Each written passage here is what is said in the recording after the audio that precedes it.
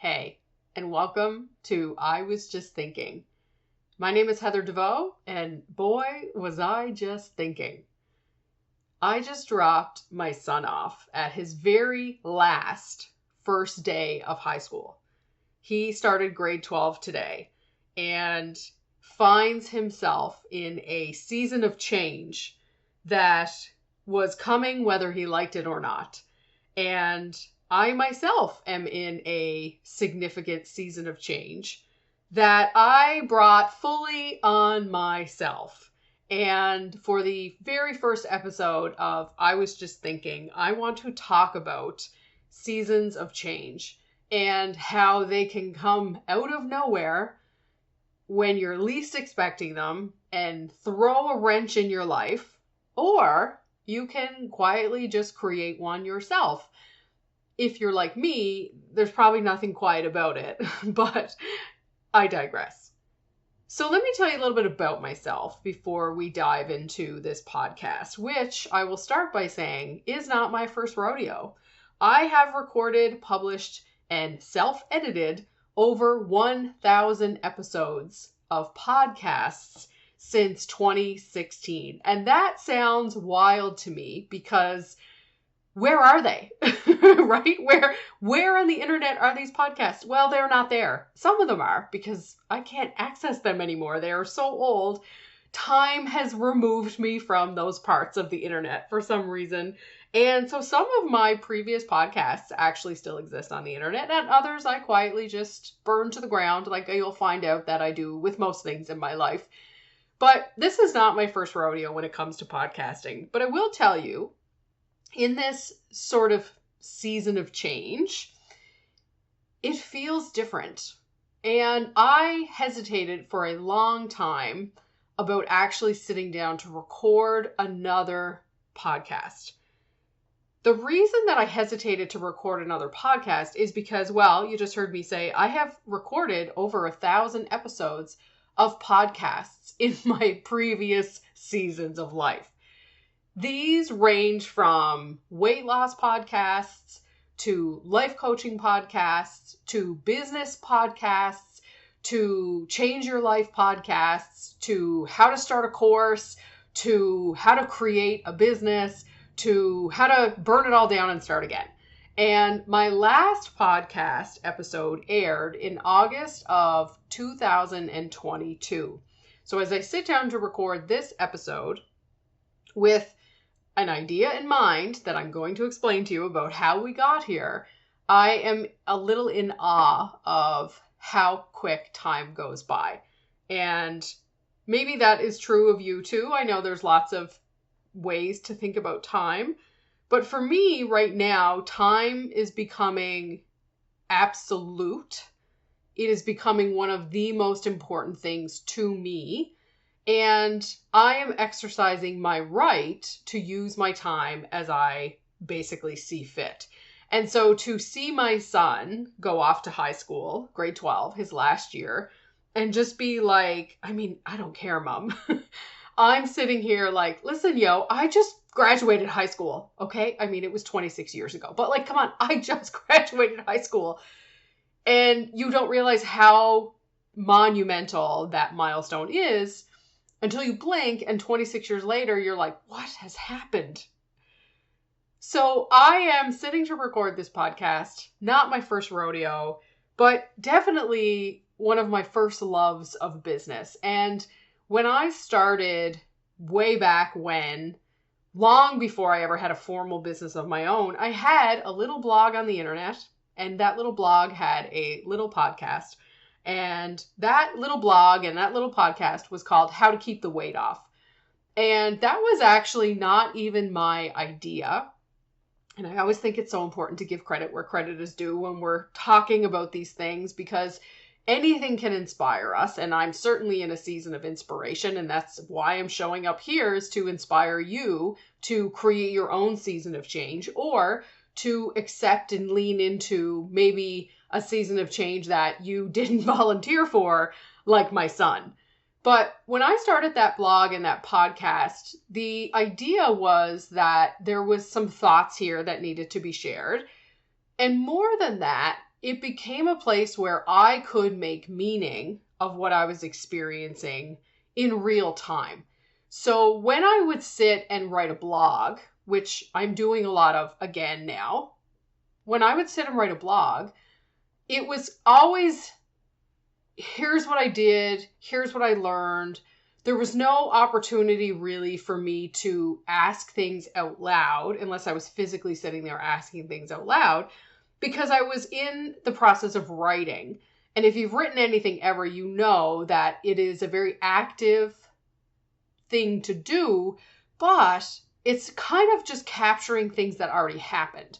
And so when you're bringing forth a blog post, for example, it's a moment in time that has already happened. Whereas when you're recording a podcast, it is a flow. There's like a state that happens. And if you're a fan of podcasts at all, like I am, I listen to tons of podcasts. There's something that happens when you're just thinking out loud that can be captured, that creates a different kind of magic, that creates a different kind of permission, that creates a different kind of learning than simply trying to get the words right on paper. Now, I am a writer through and through. That is my jam. It is my peanut butter and it is my bread. I will sit and I will write all day. I'm also kind of mouthy. So I like to sit and talk things out. Now, do people always like to sit and talk things out with me? Nah, not really. I can see eyes glazing over sometimes because my thought process is not linear. My writing process is very linear. When I sit down to write a blog, I start with the title and I go all the way to the end. And I can trace the thought from the beginning till the end, and it comes out pretty good. But when I'm talking, you might have already noticed, I have said 7 different things already. And that's not just because I have ADHD. I was diagnosed before the internet made it cool, by the way. That is because I process information differently. Again, not related to my ADHD, but I know this about myself, and I've known this about myself for a really long time. I need to talk things out. When I do not have someone to talk things out with, I'm still going to talk, but I'm going to do it in my head. And, that other little voice in my head, hi ADHD, is going to talk through it with me. But there is something else magical that happens when you say it out loud and you give it power and you give it space and you allow the thoughts to keep running and you don't try to control them and you don't try to filter them. And yeah, you can go back and edit them later, sure, but there's something amazing about, oh my God, I just had this thought. Or, oh my God, let's, side note, put a pin in this, let me say this first and I will come back to this. Now, whether or not I actually ever do come back to that original thought is not the point. The point is, I love podcasting. And in this season of change, I am doing whatever I decide to do just because I love it. That is enough of a reason to do it. And so I decided a couple of weeks ago, after thinking about, do I want to get into podcasting again? Not because it's a thing I should do to promote any business I have. I don't really have a business right now. We're going to talk about that in just a minute. Remind me of that, because I'm putting a pin in it right now. We're going to talk about the business I don't really have right now. But I'm still showing up, namely for myself, and also for you, because I know that this stuff resonates with people when you're just trying to figure out what's next or what do you do right now. When you're in the spin, when you're in the cycle, when you're in the place of, I can feel it in my body that something needs to change, but I don't quite know how to do it. And so when I think about podcasting, I think about the energy and I think about the ability to capture a thought that I sometimes can't even remember saying. And I go back and I listen and I think to myself, that was a golden nugget that deserves to be highlighted. And I was able to capture it and it was unfiltered. And I love writing because I'm always write. I'm going to be a writer until I die. There's no question about it. But I also love to articulate my ideas out loud. So when I was thinking about doing this podcast, I was kind of thinking about it from the perspective of obligation, which is something I don't want to have in my life right now. And I know that sounds trite. Stick with me. I'm going to get to it. I don't want to have to feel like I am obligated to show up for anybody else right now. This is my season of change. I'm doing this for myself. And I hope you don't see that as a selfish act. I hope you see that actually as a very empowered act. And you also feel inspired to take on a season of change, to do things just for yourself right now. Because I can tell you, and we're going to talk about it all over this podcast until we're black and blue in the face, that is something I wish everyone had the opportunity to do. I didn't want to show up here out of obligation. I wanted to show up here full of motivation, full of inspired thought, full of ideas, full of questions. And really, it could be about anything. And right now, it just happens to be about the fact that I just dropped my kid off at school and I'm feeling a little emotional because that's not really my forte. I'm like a get her done mom. And this season for him is also a season of change for me. And so whether I like it or not, I'm going to have to deal with my kid growing up. And also, I have welcomed in a season of change for myself. So this podcast is part of this season of change. So let me tell you about this season of change, which could that be any more of a cliche, right? Like, I don't even like saying it, but like, that's what it is. So we're going to call a spade, all right? Here's what's happening in my life right now. Since the last time I sat down to record a podcast, I'm not going to give you the 3-year rundown of what has happened, but I am going to give you the 3-minute Cole's Notes version. So let's start with, I got a divorce. Yep, I am happily divorced. Thank you very much. I bought myself a home. It's not a new home, but it is new to me. And I bought it all by myself. Thank you very much. Thank you, business that I'm no longer running. We're going to get to that too. I have been dating somebody very special who makes me crazy and also I love dearly. I have been traveling just because I want to, just because I can, just because it's there, just because I have the time, just because I'm curious. I have created many, many new things in my life. I have tried many, many new things. I have cried more in the last 3 years than I have cried in my entire life. And I have no shame in saying that. And if you're listening to this and you know me even a little bit, that might come as a surprise to you. But like, listen, I've been crying. I've been healing. I have been figuring my shit out. And I have never felt better about my life than I do right now. There has been so much change in my life over the last 3 years. In particular, the last 2 years, that I don't even recognize myself anymore. And I mean that in the best possible way. And I need you to know that all of that change was my idea. I was the instigator for that change. I was the person who said, this is not the life I want anymore. And it's going to suck. And oh my God, did it suck. It's going to suck. But I am going to change everything about my life because I want to. And when you hear me say that, I hope that you think to yourself, oh my God, there are things I want to change. And yeah, I'll talk to you about how I did all that. We're not going to get into that right now. You're going to have to come back, friend. You're going to have to come back and listen to me rant about these things a little bit more, okay? But for now, I just want you to imagine that there is something in your life, however big or small, and like I changed some pretty big things about mine.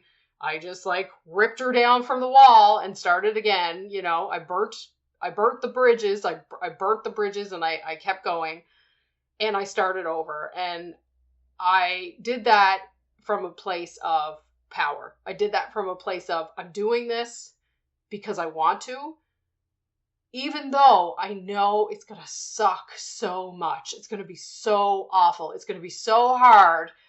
I am going to cry more than I have ever cried in my life. I knew it and I'm still surprised by it, but I'm going to do it anyway. And so I have spent the last 3 years just ripping parts of my life apart, just tearing them apart and then rebuilding them. And I have not talked publicly about any of this at all until now. And the reason I'm doing it now is because I have once again, like what else am I going to do with my time? Thrown myself into a season of change just because I wanted to. And so now that you're all caught up And like, yeah, we'll get to the details. Don't you worry. But now that you're all caught up, I want to talk to you about what this season of change is for me and how I landed on this, because I have launched a pretty big platform for me, and it is growing and it is getting some traction, and I don't know what it is yet, but I'm doing it, and I'm not doing it for profit, which is hysterical. So about 8 months ago, or let's just say within the last year, let's call it within the last year, because I have ADHD, I have no concept of time. Just please remember that. So when I say last week, it could have been 2 years ago, okay? But I can follow the story in my head, so we're going to keep going with this. I'm going to say within the last year, some things have been going on in my business. Now, what's my business? Heather, what's your business? Great question, Heather. So I have been working as an entrepreneur, so working for myself for the last 10 years on a full-time basis, fully supporting myself with whatever wares and cares I can figure out people will pay money for. And there has been many evolutions of my business and of my life as an entrepreneur. And the latest version of this that I have been working on since 2020 was a consulting company. So I'm an instructional designer. I'm an adult education expert. I'm a self-reflection crazed guru. I'm a life coach. I'm an author. I'm a blogger. I am a podcast host with over 1,000 episodes under her belt. And I was also a really good course creator. I was an educator. I was a college instructor. I used to work in the army. I have done all kinds of things. My latest endeavor was called Heather Deveaux Instructional Design.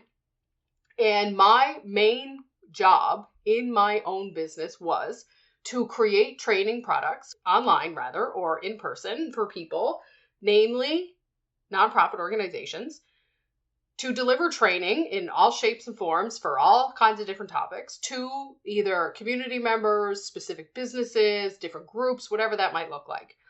So companies would hire me, and they would pay me a lot of money to create these courses, and their name and their brand and their people would deliver the product. I would just create it. So I'm like a master course creator, if that's a thing.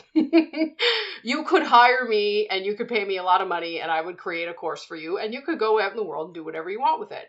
I just so happened to find a nice little corner of the market for myself in nonprofit where people would hire me and they would have budget to pay me. And I would create these courses and then they would deliver them, and that would be fine. Or they would hire me again, or I would get a referral, or somebody would find me on the internet. You know how this stuff works. So that was what I was doing on a full-time basis for the last 5 years. Before that, I had been doing that on a very part-time basis. And so I think that this is really important to understand in this season of change for me. Because at the time when I had made the decision to go all in on, I'm going to do this consulting work, I actually had a team of employees and I was living a very different life. And I thought I had wanted certain things in my business. And it turned out that I didn't want those things in my business. And so I had shut all that down and I had reorganized my business and gone into the consulting side of things by myself. And that has been just a blessing that I can't even describe, especially over the last couple of years while I have been dealing with divorce and moving and, family stuff and my business and all that kind of stuff. It's been such a blessing to have such cash comfort in my business. Now, is it always great? No, it's not. And we're going to get to that, but it was really great. And so I had done that for the last couple of years. Before that, I was kind of doing course creation on the side, always into the adult education, always into the training, always doing those kinds of things. Even if I was doing something else, it always had to do with training, development, personal, professional development, course creation, those kinds of things. In the last year, I have been looking at my business, my consulting business, Heather Deveaux Instructional Design, through the lens of how do I keep making this better? How do I keep streamlining it, not automating it? Two different things. How do I keep streamlining it? How do I keep making it easier for me to live the life I want and do this work in the world? And what I realized was that there was a formula for doing high ticket consulting that allowed me to work 1 or 2 jobs a year, make enough money to pay just myself. I don't need $1 million. I could probably make $1 million. I think you could probably make $1 million. But at this point in my life, I had said to myself, I don't need $1 million. And you know what? I actually don't want to do the work required to earn that $1 million. So what if we scaled back? Rather than focused on, let's scale up, which I had done and hated, I had been over the last couple of years, but more specifically the last 12 months, again, timelines, bear with me, 8 to 12 months, scaling my business way back to the point where I was not considering taking on other jobs, other clients in my business, because I didn't have to. Because I had enough contract work to carry me for what turned out to be the remainder of the year. And right before that happened, right before I ended up having the best year financially in my business that I've had in 10 years, I lost out on $300,000 worth of contracts. Now, I'm telling you that number because that's a shocking amount of money. And it was going to be the most amount of money I had ever made in 1 quarter, not just like 1 year, but 1 quarter. And I was doing the math very high level, very loosely in my brain when I had added up those contracts and wasn't worried about delivering the work, to be clear, because I had been doing all this work to sort of unscale my business, to really streamline it and make it easy for me to deliver these products out to my clients without killing myself trying to do the work. I mentioned that I have all this experience in education because I am really good at what I do. I'm so good, in fact, that people pay me $50,000 a course to create these things for them. So I am good enough at this that I can earn a very healthy living with 1 contract, let alone 2, let alone the 6 I had on tap last year when all of this was happening. And so right around the time that I was slated to have all of these contracts come in, something happened in our neighbors south of us that was cutting funding to nonprofit organizations that actually ended up impacting nonprofit organizations in Canada. So I live in Canada, if I haven't said that yet. And I lost, buckle up, all of those contracts.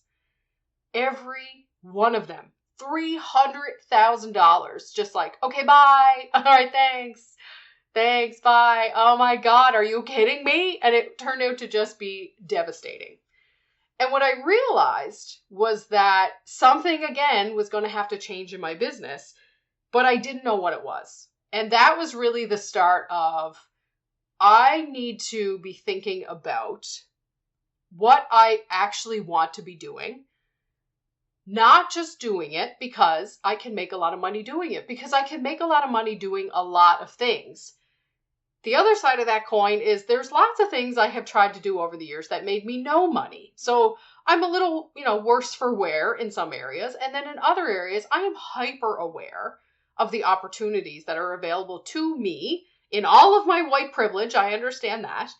I understand that there are these opportunities, and you know what? I don't fucking want them. And that was the first time that I had thought to myself, I don't think I want to do this. Now, my reflective brain, which is always on overdrive, I am constantly trying to make meaning of my life and the situations I find myself in. When this happened, I was able to sit back and say to myself, am I just walking away, or am I just thinking about walking away from this because I lost out on these contracts? And I was able to answer that question when, not 2 months later, I landed $100,000 worth of contracts back to back, paid up front, ready to go. And I had this money in my bank account. And I looked at this money in my bank account, and the funniest thing happened. I panicked. I didn't know what I was supposed to do with this money. And I kept trying to think of how to spend the money. And I did this really strange thing, which I have since gone on to, again, make meaning of, is I did this really strange thing where I left it in the bank because I didn't know what to do with it. And I didn't even put it in a savings account because I didn't know what I was going to save for. In my mind, I just had this money. And what I realized in using my powers of reflection and, working with my overactive brain, I realized that what I needed to do was actually grow my capacity to have that kind of money in the bank, if not all the time, for some period of time. To not just run out and try to spend it, or to not just run out and try to invest it, to actually become the steward of that kind of cash, to have that available to me, and to grow into someone who can just have that kind of cash in the bank and make do, such hardships, $100,000. But here's where it got really interesting. Before that 100 grand landed in my bank account, I mentioned I have worked with the military.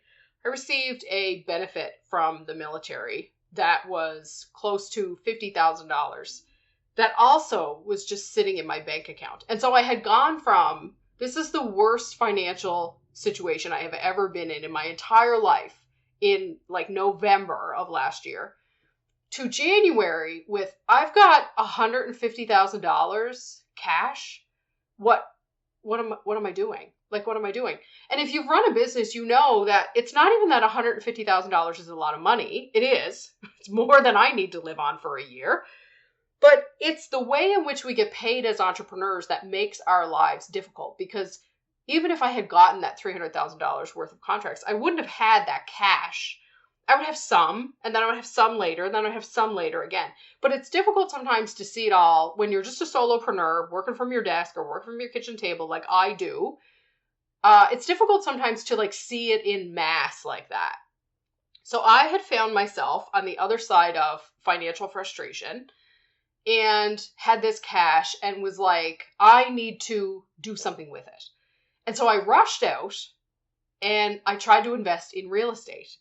Now, I am a single mom and I bought a house during my divorce, and I am an entrepreneur who is like real good at accounting and I do all my own accounting. And I go to the bank with this cash and I decide I have so much to live on. I have this amount of money that I can invest into a piece of real estate, which just so happens to be on the same street I live on. So how cute is that? I was going to buy a little house for a rental. And the house was awful, but I was like, I got money, I can invest in it. Anyway, the bank was like, no, dear, you're so cute, but you already own a home and you're an entrepreneur and you get paid like really weird. And your bottom line on your accounting is like, you don't make no money. And I was like, I do though. I'm just really good at accounting. And they were like, no, you come back when you've got this sorted out. So I'm telling you this because like, I don't give a fuck. I mean, what are we all hiding, right? So you need to know this because in this season of change, I was trying to rush to make a decision to basically, secure my future, to secure a retirement for myself. Because I'm an entrepreneur. I mean, what am I doing? I don't know what I'm doing in 30 years' time. I might be dead. Who knows? But I'm not worried about retirement. And so when the bank said to me, oh, sweetheart, we can't give you a house. I can't give you another house. I own my home. You can't get another house. I was like, well, what am I going to do?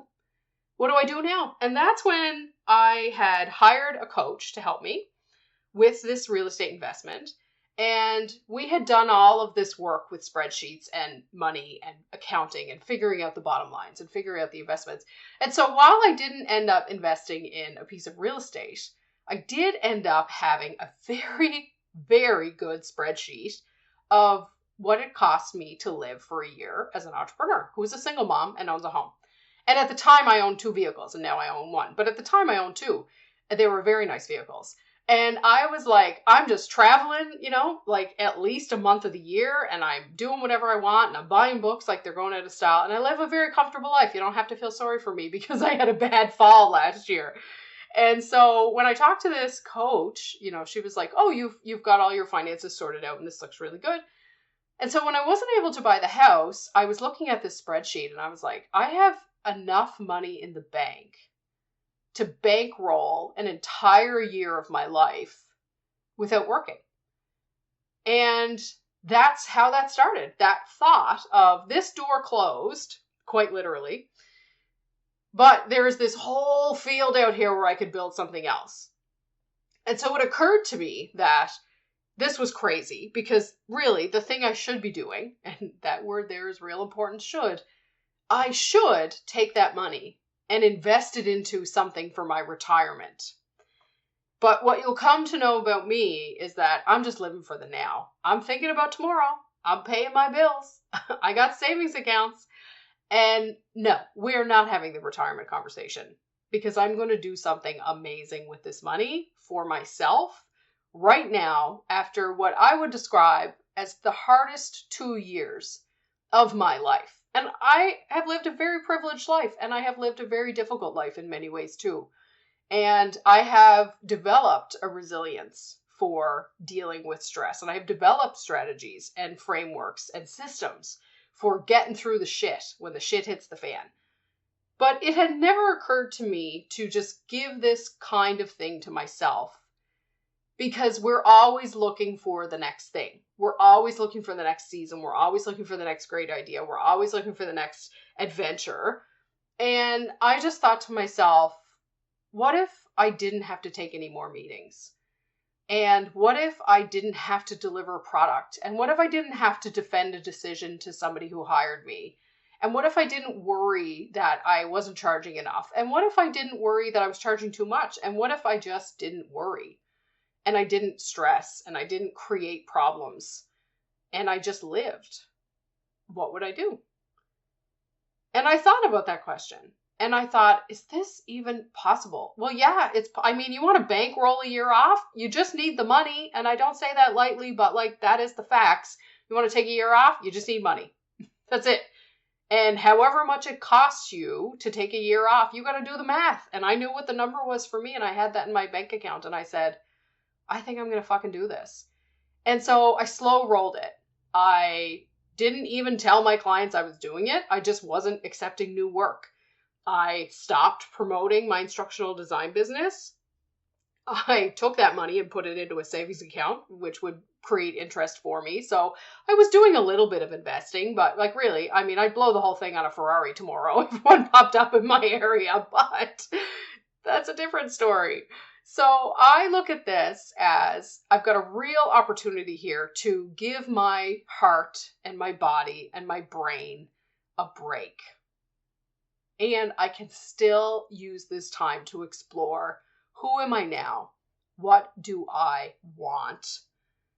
And do I want to keep going down the path of entrepreneur, of business owner, of instructional designer, of consultant? Do I still want to do these things? And there was little bits of evidence all along the way that were beyond the financial issues of running a business that was starting to tell me, I think I'm done. I think I might be done. Now, running into those financial hurdles really did bring that question to be louder in my brain and make me consider safe holds and investments and future thinking. And that's how that all kind of started, was I can't find myself in this situation again. And imagine my just sheer terror to have found myself in that situation after 10 years. Isn't it supposed to get better? There's no promises, but I thought it was supposed to get better. So I'm not discounting the financial issues that I ran into, but I am really being clear about the fact that that was just a catalyst, a trigger for me to sit down and say, okay, do I want to keep doing this? And for a while, the answer was, yeah, I do want to keep doing this, because I went out and I got more contracts, and I committed to several months of work with a couple of different organizations. So there was a piece of me that was like, yeah, why would you walk away from this? You're so good at it. You're so good at it that people are no brainer paying you $50,000 a pop to do this kind of work. And I thought about that, and I thought, yeah, but I don't know if I like it anymore.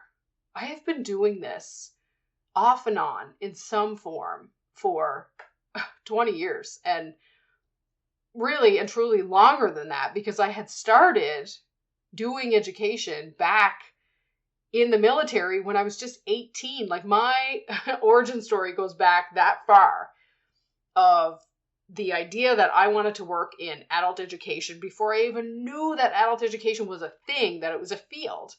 I was doing it in the military. I was teaching. I was figuring out how to get information into people's brains. And when I think about that now, this season of change is so unique for me because I am putting down the stopper to actively consider, do I still want to do education? Do I still want to do adult education? Do I still want to do instructional design? Do I still want to be creating courses? And do I want to do it in the form of entrepreneurship? And the truth is that as I've been getting older, the thought of, could I work for someone else, comes up every now and then. But the truth is I just don't know that I could. And so part of this season of change for me is to explore all possibilities. And that doesn't mean I'm going to run out and get a job. In fact, I'm not working in the traditional sense at all right now. I'm living on my savings account, which I spent way too long talking about and how I got here. But the point is that right now, for me, this podcast included, I am just seeing what I want to do. Do I want to write today? Do I want to go for a walk today? Do I want to record a podcast today? And if I record this podcast, am I going to want to do it again next week? I don't know. And I don't really care. If I only get 5 episodes out, well, that was a fun 5 episodes. Thanks for listening.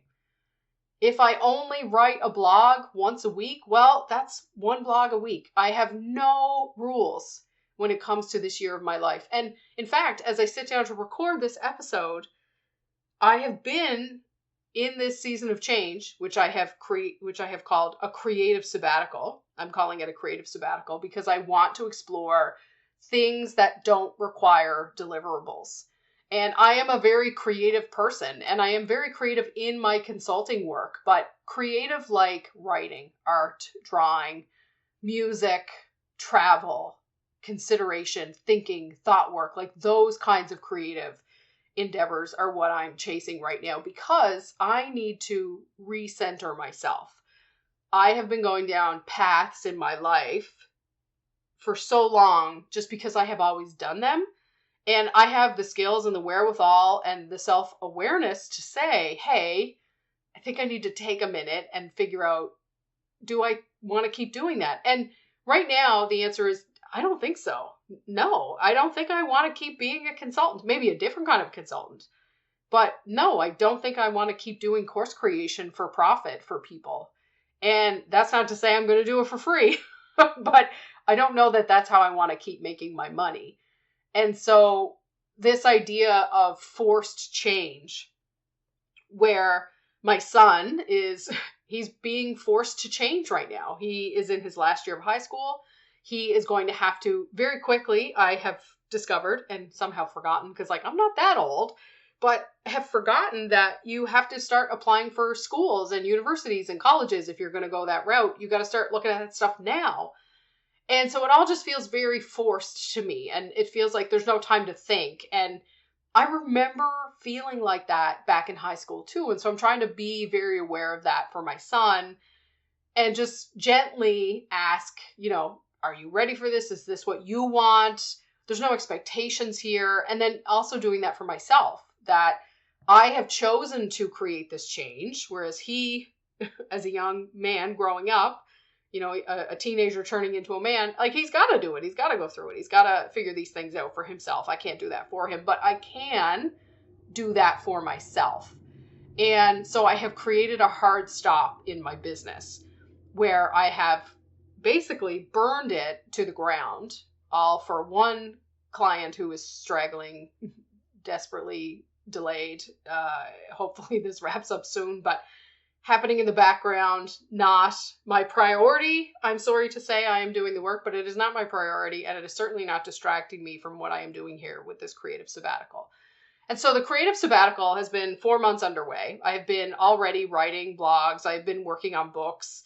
I have been creating art. I have been exploring ideas. I've been journaling like my hand is on fire. I have been discovering so many things about myself. I've been traveling. I've been sleeping.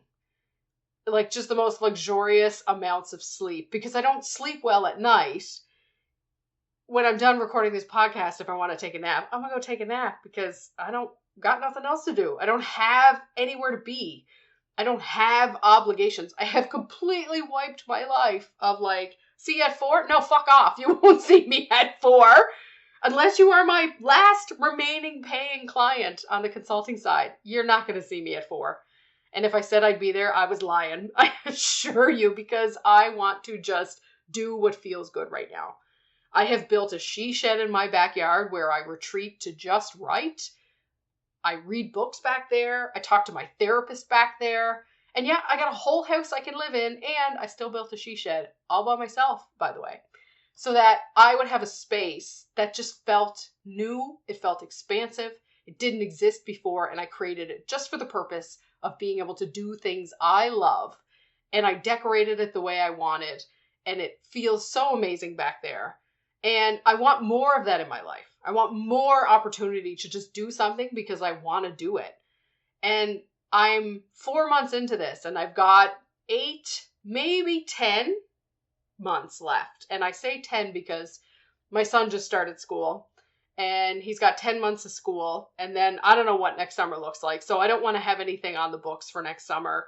But if I can make the money last or earn a little bit here and there while I test drive some different ideas, then I'm going to keep doing that. I'm not going to rush into something just because it's going to pay me. I'm not going to take an offer just because it's offered. Every step of the way for the last 4 months, I have said to myself, just because I have an idea doesn't mean I have to do it. And wait, do I want to do it? Because if I want to do it, now's the time. I don't have any excuse to not do it, except if I honestly, really and truly don't want to do it. And I understand the privilege that I have to be able to say that out loud. And I also need you to know I have worked very hard to have that privilege, to be able to sit here 4 months living on my savings, living on money I could have put into an investment, or I might not even have had. I understand that, but I have done the work. I've spent a lifetime building this up for myself, and I am going to make the most of it. And I also don't feel like I need to defend it. So, think whatever you're going to think about it. But I do want to acknowledge that I'm fully aware of the opportunity that I have here. And I'm also fully aware that I created it. And so I don't want to waste it with just being lazy, unless I want to be lazy. And I don't want to waste it with, I should hurry up and find a job, or I should make a decision about my business, or maybe I should get a contract for the fall. The point right now is to do what feels good right now. And right now, what felt good to me was sitting down to record this podcast. And so I am going to keep moving forward in this season of change and welcoming any and all opportunity that comes my way through the lens of, is this what I really want right now? And not everything, as it turns out, is going to be what I thought it was. And not everything is going to be as fun or as fulfilling as I thought it was. For example, I started this with the idea that I'm going to paint every day. I'm going to paint. And am I a painter? Yeah, I have dabbled. Am I an artist? Yeah, sure. I'm not bad. Is it something I think I could make a living at? I don't know. Honestly, I've never sold a painting in my life. And I wanted to find out, would I, like painting enough that I would want to sell something, or that I could make a living painting? So I literally have created all these little experiments within this season of my life, within this creative sabbatical container that I'm self-funding. And I'm finding out that, I like my paintings, but I don't want to do that for a living. Like, not even a little bit. If you paint for a living, God bless you. You have my respect. It is not something that just because I can do it, I am going to keep doing. There's no love in my heart for it. I thought there was. It turns out that's not my jam. And I have a half-painted canvas hanging on my basement wall that I walked away from probably a month ago now, and I haven't thought of since because I was like, yeah, this isn't it. And I'm just being honest with myself about these things I'm trying. Not everything has to be a winner. And in fact, I learned more about myself in discovering I don't want to paint than I did when I thought I was going to be a painter. And the other thing that I learned, and I'll just end here, is that I love to travel more than almost anything. But I don't want to be a travel blogger. And this is something that keeps coming up. People are like, you should just travel and like get people to pay you and stay in hotels and write reviews and whatever they think being a travel blogger is. I actually don't care what it is, because when I take a trip, you won't see those photos on Facebook or Instagram or TikTok or anywhere. You'll see maybe one that I will use as an example of something I experienced or that I did or I learned, but you're not going to get a full album of here's what I did, because I travel for me. And at the same time, I sat down and I created a whole audio course about how to do a solo trip. If you want to solo travel, I had all these thoughts about solo travel and how I've done that and how I've amassed just tens of thousands of kilometers of travel by myself. And so I put this course together and I was like, I just wanted to do that. I wanted to spend my time building one last course, and I wanted it to be something I wanted to create because I have spent a decade creating courses for other people, using their subject matter expertise, using their interests, talking to their customers. And I was like, you know what? I'd love to do this. And so I did it. And it's on my website, and I don't care if anybody buys it. I had so much fun creating it because I got to go back and relive all those trips for myself. And I got to think about how I was able to create those in the world for myself. And I got to relive all that and learn from it again. And so I just did it. And then I think I mentioned it once on LinkedIn, and then I never talked about it again. That's not the point of this. The point of these things is not to create them to sell them. It is to create them to see, do I like creating them? Do I want to create them again? Is this something I want to talk about with people? Or is this something I just want to do for myself? Or do I hate this and I don't even want to finish this painting? Probably not going to finish it. Might start something else. I don't know. And so the point of this, and the reason I'm sharing this with you, is because I want to encourage you to consider, if you have the ability to decide again, would you choose the same things? And just because I started this sabbatical painting, 4 months later, I'm not painting anymore. I figured out that's not it. So I've been blogging. I've been writing my 7th romance novel. I have been traveling. I have been journaling. I have been creating new businesses all over the place and not launching them. Just going through the motions of, what does my brain want and what does it need? And what do I want and what do I need? And what feels good? However frivolous that may seem, I am just looking for a feeling right now. I am following those feelings. And those feelings, if I'm being honest, are leading me down a path that I have no way of knowing. I don't sit here today thinking, I've got this figured out. I sit here today thinking, this was so much fun to record this podcast. What's next? I hope you have an amazing day. And maybe I'll talk to you soon.